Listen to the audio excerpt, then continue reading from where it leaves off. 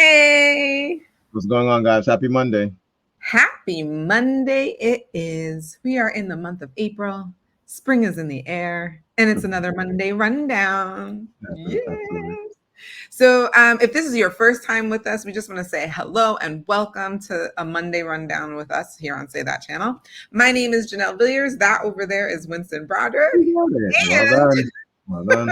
Well done. We are both authors and entrepreneurs, and we love talking about that. Except on Mondays, we love even more talking about all the other things that we don't get to talk about on our Wednesday shows. Yeah. And that's what the Monday Rundown is all about. You guys have asked us some really interesting questions, so keep bringing those in. And then we look to other content creators, other thought leaders to hear what their thoughts and ideas are around the topic of the day. Absolutely. So let's jump into it. Is there such a thing as normal? Hmm. I was just saying before we started, we needed context for this one. Oh, well, for me, I was just thinking, like, I don't think I'm normal. And yet there's like, I will admit that there is a part of me that does want to fit in, right? So that way I do feel normal with others. And I think the question or the context around the question is like, is there like a normal person, or are any group of people normal? Or is that like a myth? Is there such thing as maybe the question should be, is there such thing as a normal person? But yeah, that's kind of where I am with this question.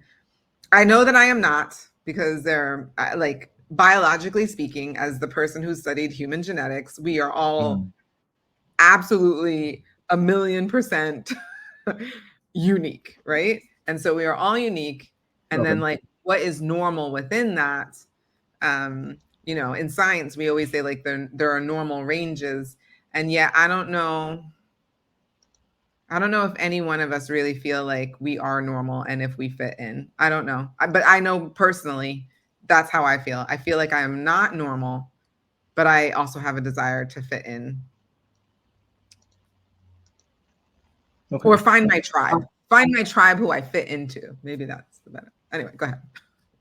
No. I like that. And even to what you're saying, I think it does. I think in what area we're talking about, I guess you have to look at it from that perspective, because I thought so also it's like, do they mean like health?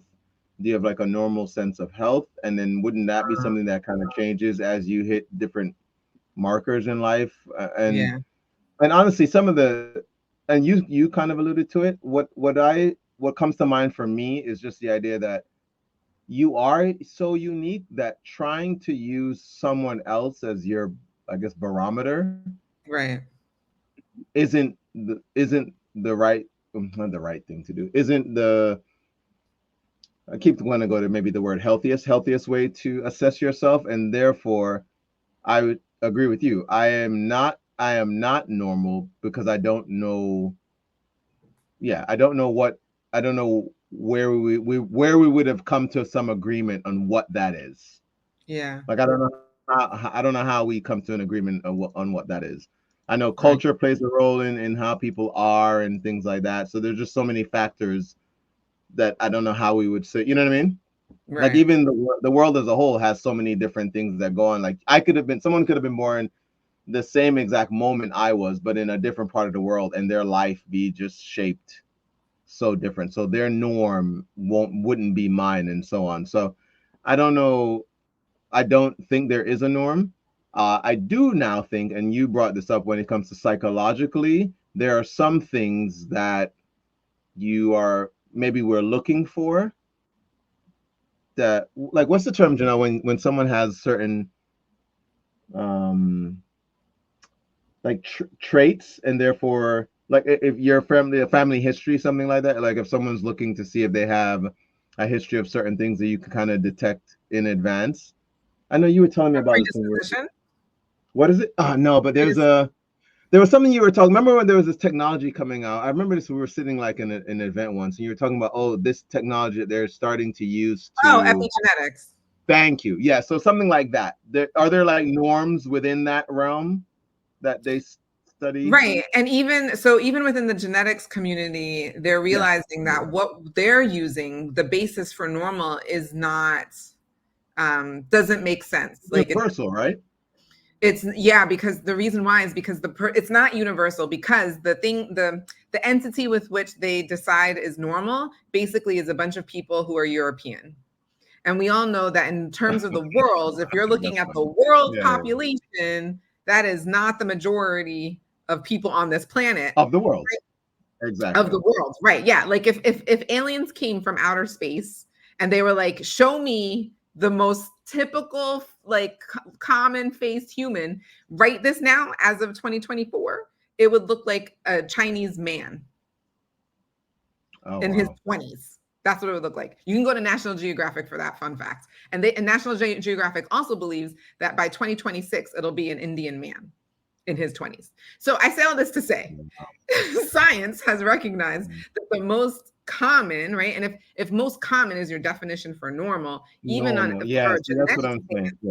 Yeah. If for a genetic stance, what they've been comparing everything to actually isn't the most common. It's just the most common to actually offer up a DNA sample.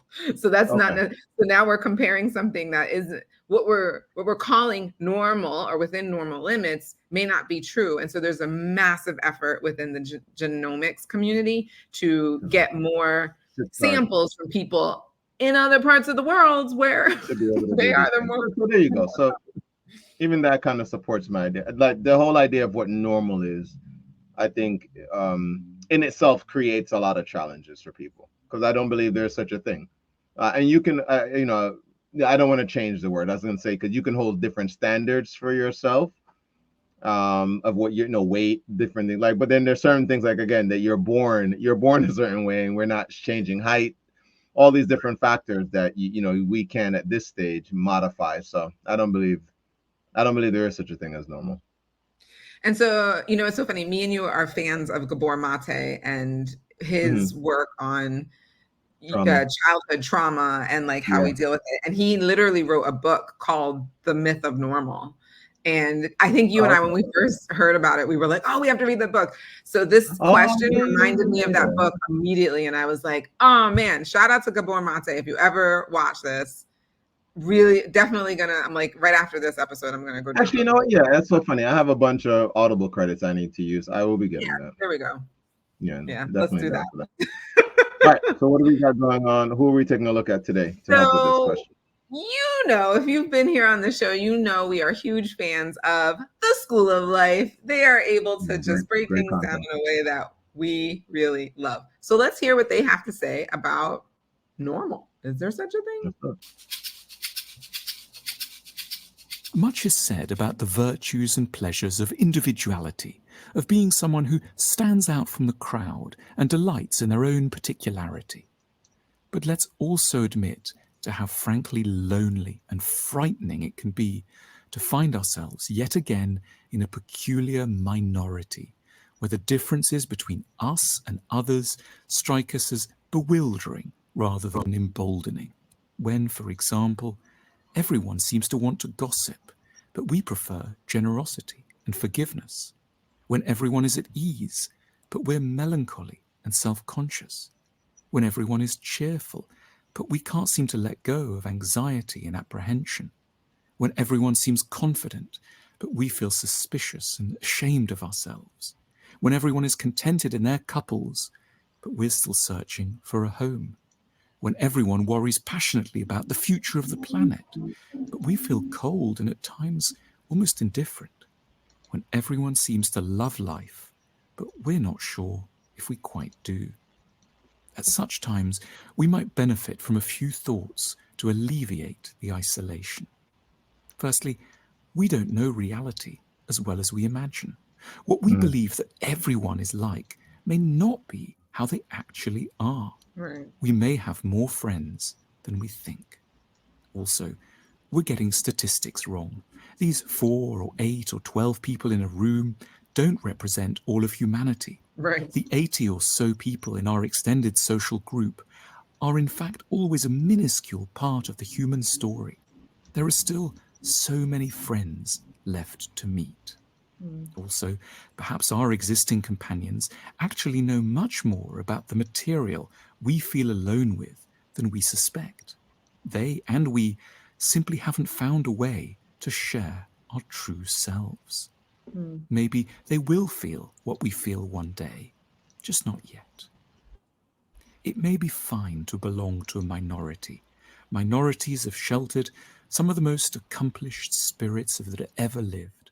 Isolation may just be a price we have to pay for a certain complexity of mind.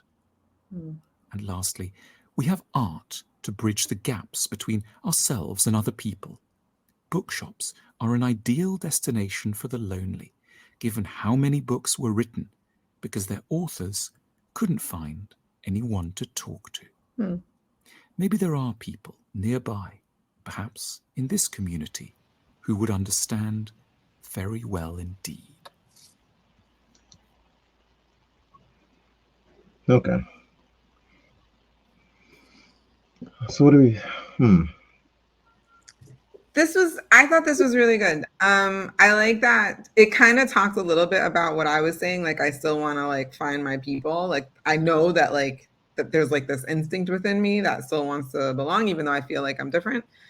And to their point about like, you know, what we think everybody else is going through isn't really. Yeah, that's the thing that stood out to me as well. Yeah. Just this idea. Can you hear me? Yeah, I can hear you. Oh, okay. Yeah, just this idea that I don't know if to call it the grass is greener, but just you really just don't know what little bit you may see of someone's life or even that they share. You don't understand all of the ins and outs of it all. And I think that's a big thing. I was actually just talking about that in terms of social media. Just wanting to see, like, I would find that space more attractive if I felt it was more authentic. And I know that there are people on there that's their goal is to be that way. But I feel like so much of it is faked that it doesn't really allow, or it's not allowing for the authenticity to come through. Yeah. And I think that was a part of the goal of this space, was to kind of create a space where people can. And I definitely know that when I look at people who are trying to like put something else out in the marketplace to compete with like social media platforms, that's one of their angles, is the idea of with this platform will be more authentic, you know. Like, what was the one where you had to like post a picture? Was that a real thing? Or was that in a movie? It's something where you got to post. Actually, I don't even know if this is real anymore. There was an app, I think, where you had to like when it notified you, you had to post a picture of exactly what you were doing. Did I see that? Was that in a movie? I'm bugging now. That must have been in a movie. No, I really do think interesting concept. Yeah, it was some app where it's like, oh, the whole idea of, oh no, it was definitely a comedy skit. Forget what I just said. But that was the premise of it. Was the idea of, oh, you had to be authentic. So wherever you were, when it told you to post, that's when you had to post, to kind of keep up with this whole authenticity. So, but yeah, I do think our misconceptions often. I was just like, even we were just walking today and we were admiring just the trees and being really appreciative of. I was imagining if the block didn't have any trees on it and how much uglier it would look. And I was like, man, I'm grateful for where I live, that there's so much trees. There's so many trees around. Just little things. Same. I was doing the same thing when I was walking my dog yesterday. Look at this tree. It's like starting to bud, and this one's like, yeah, spring is here. You can like see the little leaves growing, and then one that like hasn't gotten the message yet, and you're like, oh, come on, you can do it. Like, well, I get it. Not quite that, not that quiet level. Not the same level as Janelle, but close. See, this is why I gotta get back outside more so I can get to that level of joy about being outside. Because I think that definitely is a real thing, though. Yeah. If you go outside and really just embrace what it is to be out in nature. So I love that. Yeah. But no, this was a good question. This was great. Like, if you love this, let us know in the comments. What are your thoughts? Do you think you're normal? Do you think there is such a thing as normal? Seriously. And if you want to do a book club with me and Winston, where we're doing The Myth of Normal by Gabor Mate together, let us know that. We'd love to know that in the comments. That would be pretty awesome, right? Well, that'd be really cool. But until then, as always, remember that you deserve the good life. Say that. We'll see you guys. Be good.